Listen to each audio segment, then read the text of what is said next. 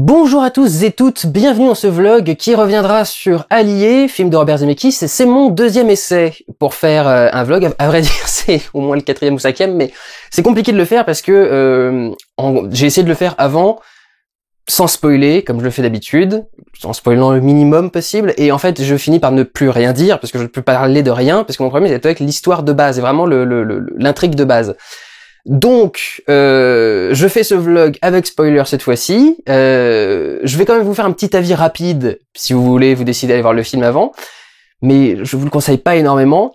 L'histoire, c'est celle de deux espions, un Canadien et l'autre Française, qui se rencontrent pendant une mission pour assassiner un Allemand, qui tombent amoureux, qui décident ensuite d'aller vivre en Allemagne, en Angleterre, et arrivés en Angleterre, installés, mariés, avec leur premier enfant. D'un seul coup, le patron du mec le fait venir au bureau et lui dit: votre femme est peut-être une espionne allemande, donc vous allez la tester, et si jamais elle est effectivement une espionne allemande, vous allez la tuer. Et ainsi donc démarre l'histoire de Allié. Il va falloir savoir si effectivement sa femme est une espionne, ou si ce ne l'est pas, et si c'est en vérité autre chose de plus complexe et tentaculaire qui a été révélé. Et je ne vous encourage pas à y aller, c'est extrêmement cliché, et vous avez la réponse quasi au bout de 10 minutes de film. Alors faut que je l'aborde dans le détail pour vraiment revenir là-dessus, mais du coup, ça serait possible qu'en version spoiler, mais je trouve vraiment que la réponse est donnée très très vite. Le film est très bien réalisé, il y a des scènes qui sont superbes, la scène où ils font l'amour sous la tempête de sable, la scène où il y a le bombardement en pleine guerre, enfin en plein accouchement, etc. Bombardement en pleine guerre, c'est plus logique. Bombardement en plein accouchement, c'est déjà plus étonnant. Et ces scènes-là marchent bien, mais n'aident pas à sauver le tout. L'histoire, pour moi, bien sûr, l'histoire ne fonctionne pas, le couple ne fonctionne pas, et le mystère ne fonctionne pas du tout. En partie à cause de la réalisation, et c'est qu'en fait je trouve que le film est souvent beaucoup trop évident et trop restreint sur d'autres choses qui permettraient de mieux entretenir le doute, ou de mieux nourrir des choses qui permettraient de rendre le film plus intéressant malgré tout. Voilà, donc maintenant il va falloir aborder ça en spoiler, mais voilà, je vous encourage pas forcément à aller voir Allié, c'est toujours pas un très bon film de Robert Zemeckis, et moi ça me déprime, parce que c'est un réalisateur que j'aime énormément, et j'ai l'impression qu'il est en train de mourir, Robert Zemeckis, là. C'est entre Flight, qui était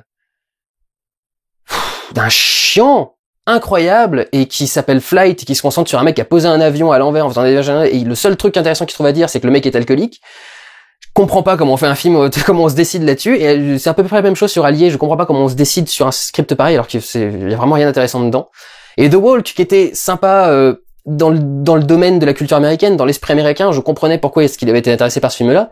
Mais alors là, Allié, je ne comprends pas. Et oui, d'accord, on a la réalisation à la Zemeckis qui est très cool, mais le film lui-même est pas bon.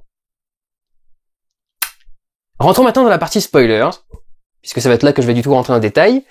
Je vous laisse quelques secondes, parce qu'il y en a toujours certains qui me disent que je laisse pas assez le temps, je passe trop vite au truc. Alors, je vais directement enchaîner sur le problème, le spoiler, le machin. Donc, voilà, je vous laisse un petit peu de temps pour arrêter la vidéo. 3, 2, 1... Marianne est donc bien une espionne. J'aime bien faire comme ça du premier coup. J'imagine toujours les mecs qui sont en train de galérer pour arriver sur le vlog. Mais tu reposes. Donc, un petit côté sadique. Donc Marianne est bien une espionne. Et le problème, c'est que je n'ai jamais douté que c'était une espionne. Je n'ai jamais douté non plus de ses sentiments envers son mari. Et je n'ai jamais douté non plus de comment ça allait se finir, en fait. Et c'est ça qui est atroce. Ce film est trop honnête, presque. Bien sûr, tout ce que nous dit le personnage pourrait être remis en question, mais n'est pas remis en question. Donc, si on fait pas l'effort de se dire, pas se faire l'effort, c'est que en gros on voit certaines répliques, on se dit tout de suite, ah bah oui, donc ça va mener à cette fin-là. Et en principe, l'intelligence de certains films, c'est de faire un petit retournement quelque part dans l'enquête pour que ce soit un peu intéressant. Au bout de 10 minutes, elle donne la réplique qui résout tout le truc. Elle dit, je garde les sentiments réels. Elle pourrait mentir, mais 2 scènes plus loin, on voit qu'elle ne ment pas, parce que on voit qu'elle ne tue pas la nana, l'autre française, et qu'elle a dit juste avant, bah oui, je les aime bien, c'est effectivement mes amis, et effectivement, c'est tellement ses amis qu'elle ose pas les tuer alors qu'ils pourraient poser problème pendant le truc. Alors c'est peut-être des agents doubles, on pourrait croire ça, mais plus on continue, plus ça marche pas, et le truc c'est que, au bout d'un moment, c'est ça qui est chiant, c'est à un moment, le film essaye de faire un retournement et dit, mais peut-être que c'est pas vraiment une espionne, peut-être qu'on vous teste vous, pour voir si vous êtes un bon mec et que vous pouvez de diriger la résistance en Europe et finir la guerre en aidant la résistance en Europe. Et on teste peut-être votre loyauté en mettant en jeu votre femme et en voyant si vous pouvez aller jusque là. Et non, ça dure même pas une scène, ce petit doute, et à peine. Et j'ai envie de dire que tout est un peu comme ça en fait, c'est que on a tout de suite la réponse au truc qui nous... Je vais vous donner un exemple super précis, mais qui sera presque pas spoilé. Quand ils sont en train de se parler sur le toit au début, il y a toujours l'espèce de réplique qui revient, c'est la voisine, madame je sais plus trop quoi, est en train de nous regarder de sa fenêtre. Et ça serait plus intéressant, nuancé et ça moins direct de ne pas montrer systématiquement la nana à la fenêtre. C'est-à-dire que la première fois, on la voit, et il y a une deuxième fois où ils commencent à s'embrasser un peu plus passionnément, un peu plus machin, et on pourrait se dire, et ils disent juste après, la nana est à la fenêtre. Et justement, le jeu, ça pourrait être qu'on ne sait pas si elle est à la fenêtre ou pas. Et c'est là qu'on sème un peu le doute dans la tête du spectateur, et c'est là qu'on lui fait dire, peut-être que le film vous dit pas toujours la vérité, peut-être que quand à un moment, quand le film va vous dire une phrase, ce sera pas vrai. Sauf que non, on a toujours le cut qui nous montre si elle est là ou si elle est pas là. Et en particulier dans le moment où ça devient un peu plus tendre entre eux, elle est pas là, et donc on voit clairement que non, en fait, ils avaient clairement une attirance l'un pour l'autre, et ils étaient pas, il y avait pas vraiment la nana qui était là pour les forcer à le faire. Ils ont trouvé l'excuse de dire que la nana était là. Mais du coup, ça montre bien ce que fait le film. Le film est toujours honnête. Le film dit tout, quand le film nous montre quelque chose, on peut toujours le croire. Et c'est ça qui est atroce en fait, c'est que comment est-ce que Robert Zemeckis, avec son background et son talent et depuis le temps qu'il fait des films, peut ne pas se rendre compte que ce qu'il fait dans ce film est éculé au possible et que ça ne marche plus. Qu'on ne peut pas faire un film d'espionnage qui dit toujours la vérité. Quand on a des propositions de retournement comme le truc peut-être qu'en fait c'est vous qu'on teste et pas votre femme, du coup on est déçu de se dire bah oui, enfin ça aurait été mieux parce que là c'est pas intéressant à regarder comme histoire à chaque fois qu'on voit un truc, c'est clairement le cas, c'est clairement vrai quoi. Donc ça du coup c'est très emmerdant. Le truc qui est encore plus emmerdant, c'est qu'en plus de ça, les rapports du couple lui-même ne sont pas justes. Enfin, ne sont pas bons non plus. Parce que le couple reste toujours entre lui-même. À chaque fois qu'ils parlent du couple, c'est entre eux. C'est rarement avec leurs collègues, à part le mec. Et du coup, on peut pas vraiment savoir s'il y a des sentiments du côté de Marianne. Parce que elle n'en parle jamais avec personne d'autre. Et du coup, au final, on n'arrive pas à savoir ce que c'est que cette relation. C'est-à-dire que, oui, tout ça est fait pour qu'on ait ce doute autour d'elle, mais le doute ne marche que parce que la mise en scène du doute marche. On n'a pas d'attachement vraiment à cette nana, et comme c'est passé très très vite, toute l'intro, la mission à Casablanca, et jusqu'à ce qu'ils arrivent mariés, ça se passe en 20 minutes. On a la mission qui est la première scène, donc c'est le seul moment où on voit leur amour. Ils auraient pu à la limite faire au moins 2-3 missions et que leur histoire commence à se créer comme ça au fur et à mesure, parce que là ça s'est créé dès la première mission, et tout ça se fait vraiment très très vite, donc l'intro acte 1 très rapidement, et ensuite on a en 5 minutes le résumé de leur arrivée en Angleterre, c'est-à-dire littéralement le mec débarque, je crois que c'est même en un plan à chaque fois. Le mec rentre dans son bureau, va voir son patron et lui demande de faire s'il peut faire venir sa femme en Angleterre. Le plan suivant, ils doivent être en train de se marier. Le plan d'après, ça doit être l'accouchement sous les bombardements. Et le plan d'après, c'est eux installés dans la maison et la petite vie un peu tranquille, peinarde, quoi. Déjà un gosse, un peu le train-train quotidien déjà. Donc pour sentir la passion, pour sentir l'amour du couple, pour sentir le truc, c'est pas très très fort. Et j'ai presque l'impression que lui-même, presque, pourrait mentir et pourrait ne pas vraiment être amoureux d'elle et avoir fait ça en couverture peut-être pour un truc. Enfin, j'en étais venu à imaginer tellement de choses, tellement c'était chiant que c'était très laborieux, et comme tout ça passe très très vite, on met pas vraiment en place le couple qui est en jeu, donc même lui on peut pas vraiment sentir sa trahison en fait. Le problème de passer aussi vite sur le couple, c'est même pas que le couple on le sent pas, c'est que même lui j'ai du mal à comprendre de quoi il est amoureux. Qu'est-ce qui l'attire à ce point? C'est-à-dire qu'elle l'a allumé à certains moments, oui d'accord très bien, mais qu'est-ce qui l'attire à ce point? J'ai du mal à voir. Et vraiment le couple marche pas du tout, et cette vitesse de développement fait que ils sont déjà en problème avant même qu'on sache comment ça se passe. Ils sont déjà en doute avant même qu'on sache ce que c'est quand ils vont bien. Et tout ça fait que les enjeux n'arrivent vraiment jamais à arriver à l'air libre, parce que ça n'avance pas, c'est pas, enfin le truc est pas nourri, il y a pas de matière, pour moi il y a rien qui lie vraiment bien ces deux personnages, et quand ils sont quand ils sont en danger, ça marche pas.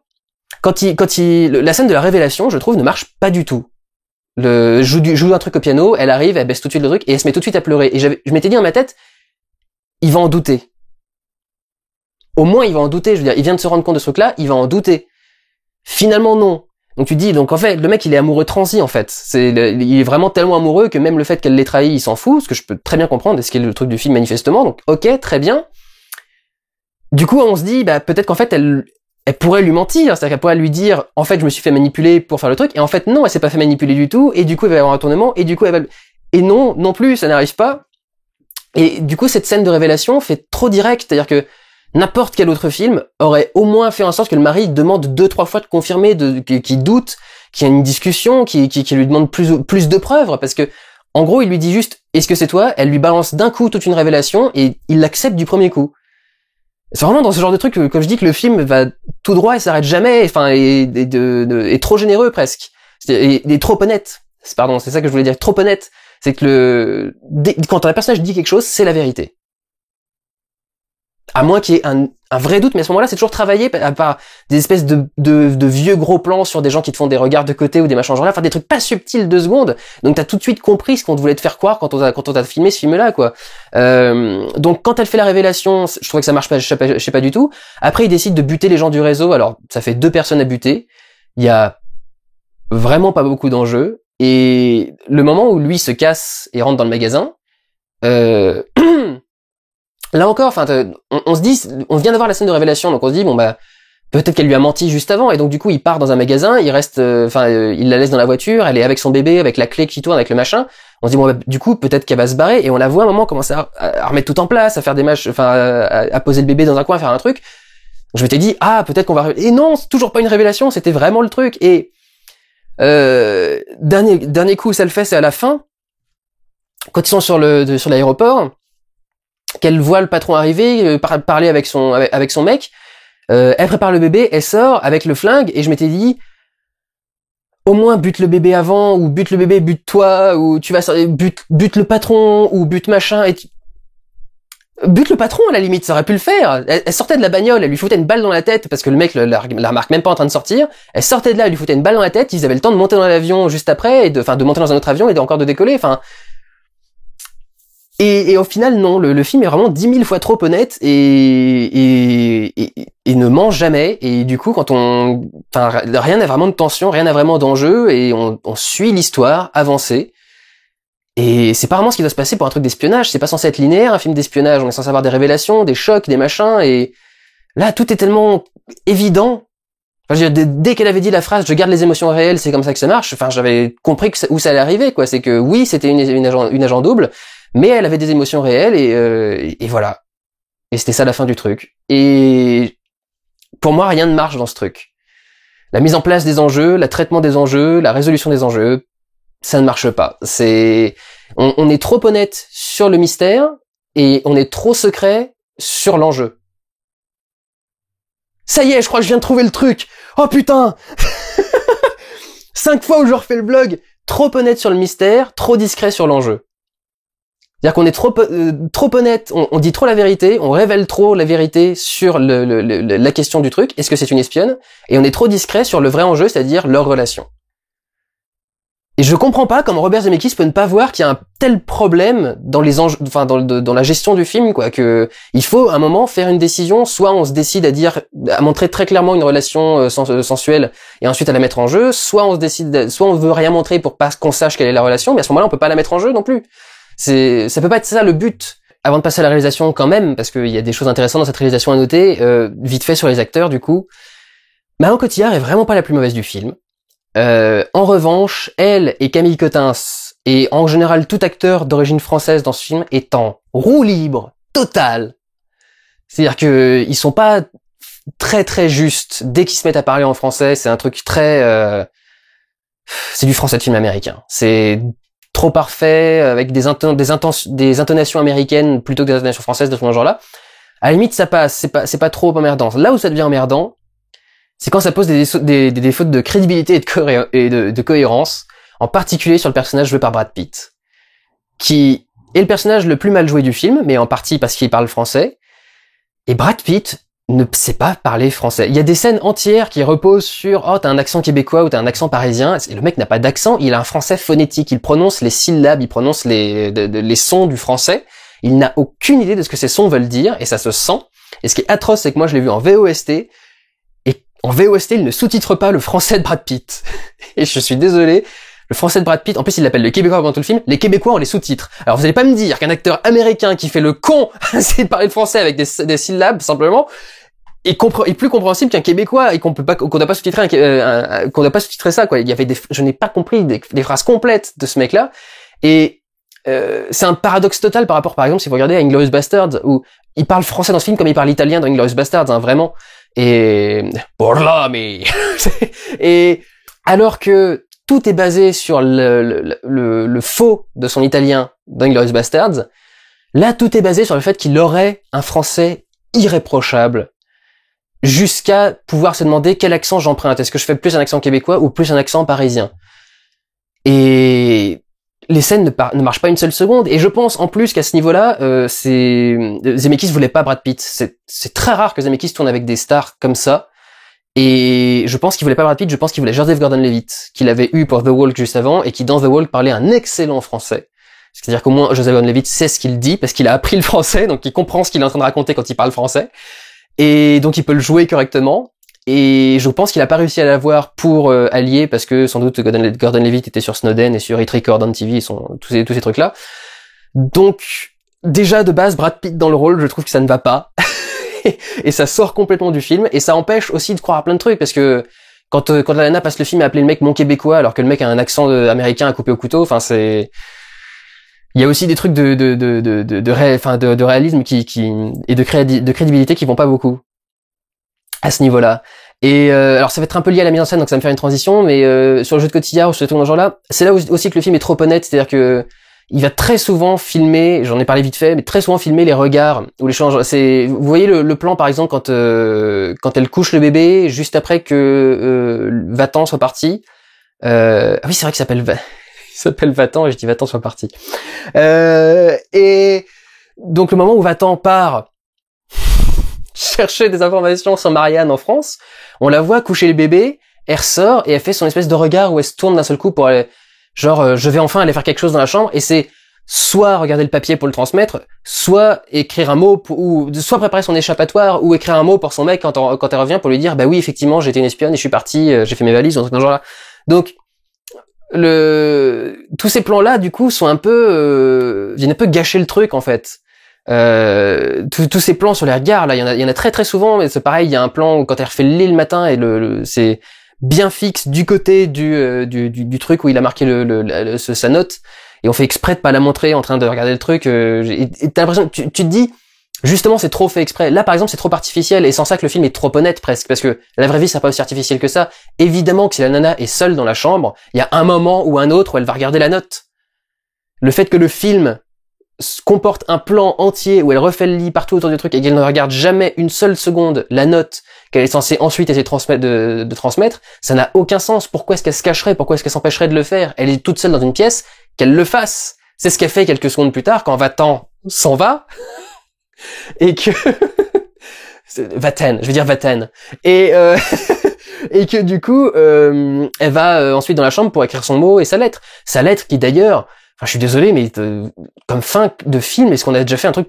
Enfin, depuis quand est-ce qu'on n'avait pas fait un truc aussi cliché, quoi? Surtout sur un film comme ça, où on a tout un truc de mystère, et à la fin, t'as la lettre qui te révèle tout le mystère, et tu fais, mais quel mystère vous voulez révéler, les gars? On avait compris dès le début. Enfin, elle l'avait même dit très clairement dans la pièce. Enfin, qu'est-ce que vous voulez dire? À quoi elle sert, cette lettre? Et j'ai l'impression que le film a l'impression que c'est ultra larmoyant, et ultra beau, ultra machin. Non, on s'en branle.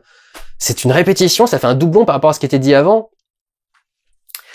Donc, ouais, au niveau des personnages et des intentions de jeu, c'est quand même très emmerdant. Pour finir un peu sur l'histoire quand même, une fois qu'on passe au-delà du fait que la romance est très mal appuyée et que l'enquête, que le mystère, est-ce que ou pas elle est espionne, est très mal appuyée, il y a l'enquête qui est très mal appuyée aussi. Un film qui fait 2 heures et quelques, et il pose des questions à 2 personnes dans le film. C'est-à-dire, il y a le soldat et le pilote qui a pu l'emmener possiblement depuis la France, enfin, qui l'avait ramené depuis la France en avion. C'est tout ce qu'on a. Votre film entier est basé sur le fait qu'on doute de savoir si le mec se fait tromper par sa femme. Vous avez 2 témoins à interroger. C'est tout. C'est aussi loin que va le film. Il y a même pas une photo intéressante qui pourrait être sympa à regarder, même pas un dossier à enquêter, à aller récupérer dans un bureau de la Stasi, d'un machin. Rien.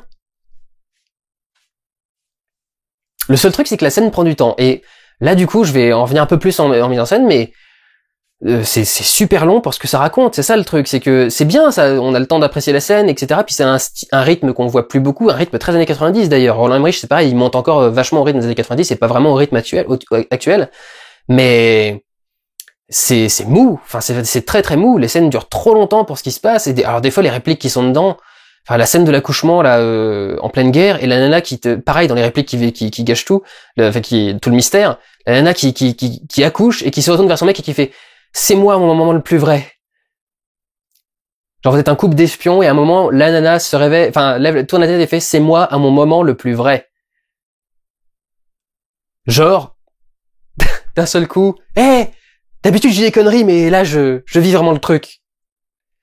Comment faire une réplique aussi obvious et in your face pour révéler d'un seul coup tout le truc de fin, quoi, révéler tout l'enjeu, révéler toute l'enquête.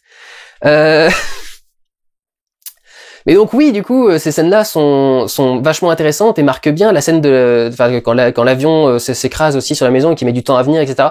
Ça gère bien la tension, mais le problème c'est que c'est au service de quelque chose de pas ouf, quoi. Bon, je crois que j'ai fini de dire tout ce que j'avais pas aimé vraiment, et du coup je vais faire un petit passage rapide sur ce que j'ai aimé. Le style et la mise en scène de Zemeckis, sa façon de tourner, sa façon de faire, cette fameuse scène rien que le premier plan où il arrive et qu'il y a d'un seul coup les jambes qui arrivent sur le cadre alors qu'on avait que l'horizon et qu'on le suit jusqu'en bas et qu'on arrive jusqu'en bas. Rien que ça, c'est un plan qui avait jamais été fait, je crois, jusque là. C'est un plan qui démarre en l'air et vraiment le mec atterrit et continue. Ça a dû être fait... Hardcore Henry a dû le faire parce qu'il était en plan séquence et qu'il était obligé, mais comme ça, tel quel dans ce genre de film, c'est pas très courant de faire un plan comme ça, donc il y a ce genre de plan intéressant, la scène où ils font l'amour pendant la tempête de sable qui est mixée en Dolby Atmos. Alors, je suis pas un ultra fan du Dolby Atmos, je trouve qu'on a sous-exploité le 5.1 et le 7.1, et que ça sert à rien de passer au Dolby Atmos, il faudra déjà bien bosser le 7.1 et le 5.1 et le 5.1. Mais bon, peu importe, la tempête de sable en Dolby Atmos, il y a 128 enceintes dans la salle, il y a quasiment un bruit de grain de sable sur la vitre par enceinte. Donc effectivement, on peut entendre chaque grain de bruit arriver partout dans la salle autour de nous, et la scène tourbillonne autour de nous, c'est vachement bien. J'ai un petit défaut quand même à noter sur ce plan-là, c'est qu'effectivement ça doit nous mettre un tourbillon amoureux, un truc qui marche bien, un truc nickel, et il y a des cuts. Et c'est pas obligatoire, même si on est à l'intérieur de voiture, justement c'est Zemeckis, il s'est très bien passé à travers les cloisons et les parois, donc on pouvait faire un vrai 360 degrés dans la voiture sans cut. Et le fait de mettre des cuts, pour moi, justement, coupe le tourbillon amoureux. On a l'impression qu'ils sont pas vraiment dans un tourbillon amoureux, qui font semblant d'être dans un tourbillon amoureux et que du coup, des fois, ils sautent des étapes. Ou ils sont trop pressés, ou ils sont machin. Enfin, pour moi, le cut était malvenu dans cette scène-là. Mais c'est assez cool de l'avoir filmé comme ça et la scène rend très bien. La façon dont Zemeckis traite la caméra depuis le film Apparence, qui était un film de fantômes, pardon, qui était vachement bien, et il avait décidé d'essayer d'imaginer ce que Hitchcock ferait avec une caméra aujourd'hui, et il s'est dit Hitchcock donnerait une vraie personnalité à la caméra, et la caméra déciderait si elle a envie de filmer quelque chose ou pas. Et donc très régulièrement maintenant, depuis qu'il a fait ce film-là, dans ses films, Zemeckis filme à travers des cloisons, filme à travers des murs. Il y a un travelling, un panneau travelling, ça s'appelle, ou un transtrave aussi. Et en fait, d'habitude, c'est impressionnant parce que c'est long, un transtrave. C'est-à-dire que c'est le panneau travelling, c'est on fait panoter la caméra, c'est-à-dire que la caméra tourne son angle de vue, et on fait en même temps bouger le support qui soutient la caméra. C'est-à-dire qu'elle est pas sur un trépied, elle est sur un chariot, et on fait bouger le chariot en même temps qu'on fait tourner la tête de la caméra. On associe un panoramique et un travelling. Et généralement, du coup, c'est très compliqué à mettre en place. Et lui, il a fait un panneau travelling, le panneau travelling le plus minuscule du monde, et c'est incroyable. Il veut montrer, donc il veut travailler un peu la tension, l'angoisse et le fait d'être un peu caché. Je trouve qu'on le sent pas vraiment dans une bonne partie du film, mais il y a des plans précis dans lesquels ça marche. Et là, par exemple, c'est The Ten qui est en train de regarder sa femme, Marianne, depuis la voiture. Et en fait, la caméra est au niveau de la tête des fauteuils de voiture et pile poil dans le coin du pare-brise. Imaginez que le pare-brise de la voiture soit ici, ce truc-là. La caméra, en fait, est en train de filmer ici, et de là, elle voit du coup la fenêtre avec Marianne. Et il y a ce putain de panneau travelling de 50 cm dans une voiture.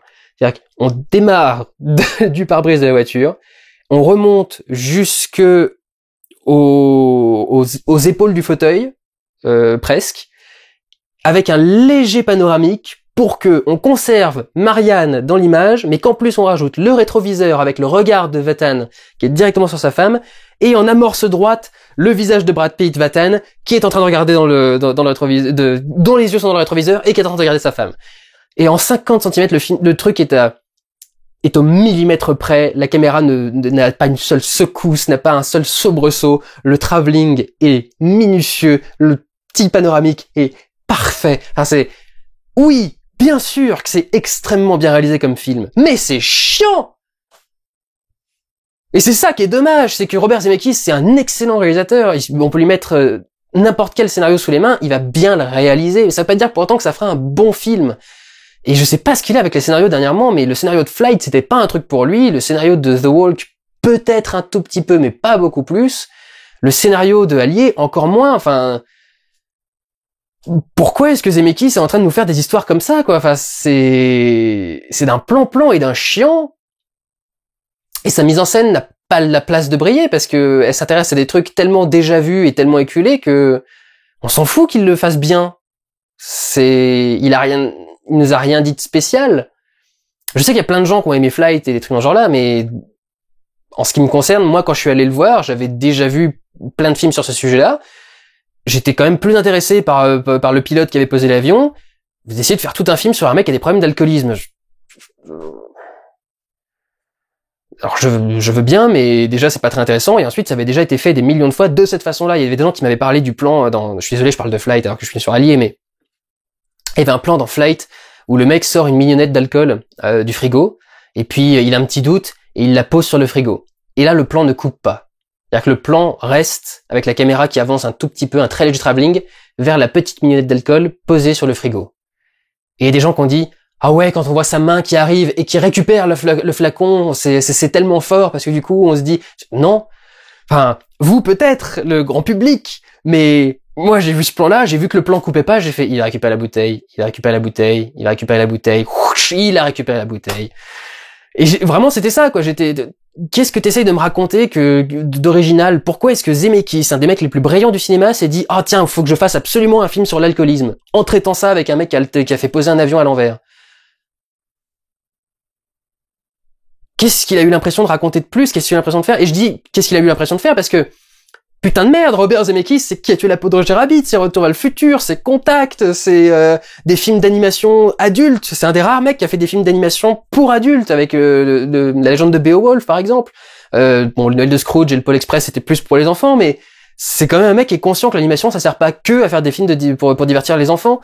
Et un mec qui a créé des trucs aussi brillants est en train de nous sortir des trucs pareils. Avec aussi peu d'inventivité, aussi peu d'originalité, aussi peu de choses intéressantes et neuves à nous dire, de trucs à nous révéler. Enfin, j'ai presque l'impression qu'il a juste voulu copier Spielberg. Parce qu'ils sont potes, hein, c'est la grande famille de cinéastes qui est arrivée dans les années 70, Lucas, Spielberg et tout le bordel. Et comme Spielberg vient de faire son Pont des Espions, qui était une très bonne histoire pendant la Seconde Guerre mondiale, je suis sûr qu'il s'est dit, faut que je raconte une super bonne histoire pendant la Seconde Guerre mondiale. Et le problème, c'est qu'il a pas trouvé la super bonne histoire. Apparemment, le truc qui l'a le plus fasciné dans ce projet, c'était les couples d'espions qui doivent du coup se tuer l'un l'autre s'il y en a un qui est révélé être espion.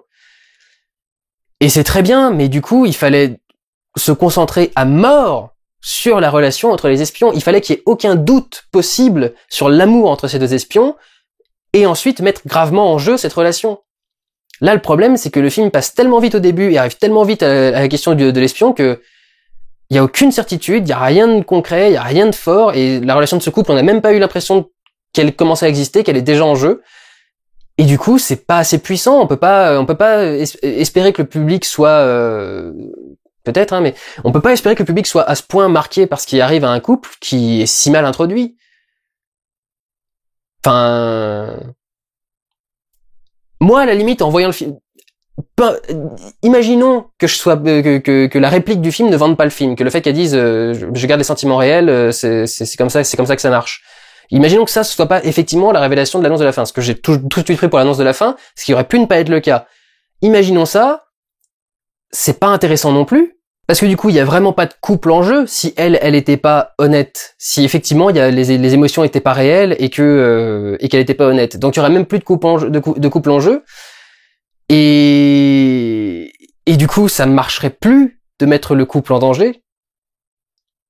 Et là, on n'arrive toujours pas à croire qu'elle est vraiment amoureuse, puisqu'on sait que la base du truc, c'est de base qu'on suppose qu'elle est espionne. Donc, quoi qu'elle dise, on commence par en douter en principe à la base. Donc, il faut vraiment faire des scènes qui nous permettent de ne pas douter du tout de ce qu'elle peut ressentir sur lui. Et une scène sous une tempête de sable, elle est très cool, mais il fallait au moins montrer une deuxième ou une troisième mission où ils étaient ensemble et ils continuaient à avoir des scènes de cul aussi fortes ou aussi intéressantes avant d'arriver ensuite à Londres et de mettre le truc en jeu. Pour moi, ils auraient dû arriver à Londres au milieu du film. Cette intrigue-là n'aurait dû se dérouler qu'au milieu du film. Cette intrigue démarre au début de l'acte 2. Et l'acte 2 démarre au bout de 15-20 minutes. Ça aurait pu faire partie des films qui font démarrer l'acte 2 à 40-45 minutes, 1 heure, mais non, au bout de 15 minutes, c'est fini. Et non, je suis désolé, ça marche pas. Voilà, la 5e fois sera la bonne, je crois. Je suis désolé. Des fois, j'étais un petit peu lent. Certains seront ravis d'ailleurs que j'étais un peu plus lent que d'habitude. Mais la version d'avant était vraiment pas bonne. Il y avait plein de trucs que je disais qui étaient pas bons. Il y avait des mots que je disais au mauvais endroit, des trucs dans ce genre-là. Donc bref, j'avais vraiment envie de la refaire pour être plus précis sur ce que je reprochais au film, parce qu'à force de ne pas spoiler, je pouvais pas dire précisément ce qui était reproché. Là, au moins, je pense que je l'ai bien fait. Donc voilà, j'attends votre avis à tout hasard, si jamais vous l'avez trouvé intéressant, mais en ce qui me concerne, pas une once de surprise pendant 2 heures de film, c'est un peu emmerdant quand ça vient de Robert Zemeckis. Donc voilà, prenez soin de vous, allez voir des films, ciao!